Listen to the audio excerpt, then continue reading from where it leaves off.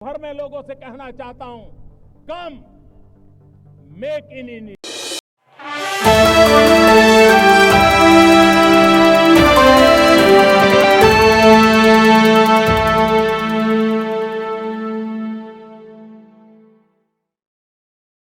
High profile Raja Raghuvanshi हत्याकांड मामले में शिलांग पुलिस ने कई खुलासे किए।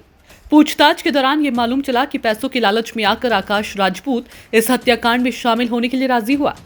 हत्या की सुपारी के लिए दिए गए 4 लाख रुपए में से उसे भी 50,000 रुपए दिए गए थे। जहां से राजा का शव बरामद हुआ, उसके आसपास के सीसीटीवी में भी आकाश अपने साथियों के साथ कैद हो गया था। पुलिस ने शव के पास से जो रेनकोट बरामद किया था वह आकाश का निकला। ये रेनकोट सोनम ने ही आकाश को दिया था। पुलिस का कहना है कि हत्या के समय आकाश एक दूसरी स्कूटी से वहां मौजूद था। उसे आसपास निगरानी करने का काम सौंपा गया था।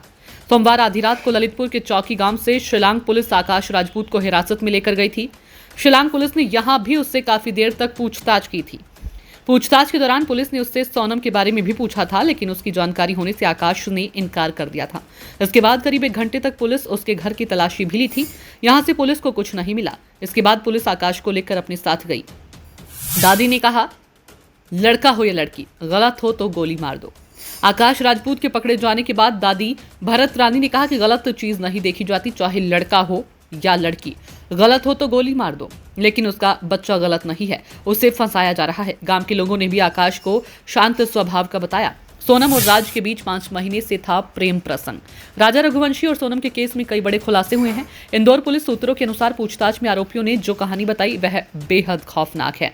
सोनम और राज के बीच 5 महीने से प्रेम प्रसंग चल रहा था। राज ने कबूल किया कि सोनम से अफेयर 4 से 5 माह का था। पिता के हार्ट पेशेंट होने से सोनम लव मैरिज नहीं कर पा रही थी। पिता समाज में शादी करना चाहते थे, इसलिए उसने राजा से शादी को हाँ कर दी थी।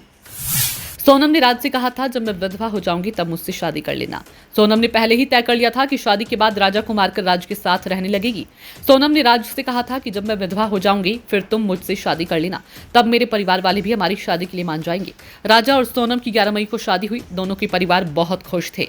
सोनम भी परिवार में घुल मिल गई और कभी अपनी साजिश का शक नहीं होने दिया। 16 मई को सुपर कॉरिडोर के कैफे में राजा की हत्या की साजिश रची गई। प्रेमी राज ने दोस्त विशाल चौहान, आकाश राजपूत और आनंद कुर्मी को साथ में लिया। उसी रात 6 घंटे तक फोन पर सोनम को हत्या की पूरी योजना समझाई गई। हत्या के पहले राज ने आरोपियों को 50,000, एक कीपैड, एक एंड्रॉयड मोबाइल और नई सिम दिलाई।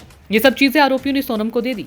इसी नंबर और फोन से सोनम शिलांग जाने के बाद फोन से तीनों के संपर्क में रही थी। प्रेमी राज को जब सोनम ने 22 मई को शिलांग के लिए निकलने की बात कही तो राज ने आरोपियों के टिकट कराए, लेकिन ऐन वक्त पर खुद ने जाने से मना कर दिया।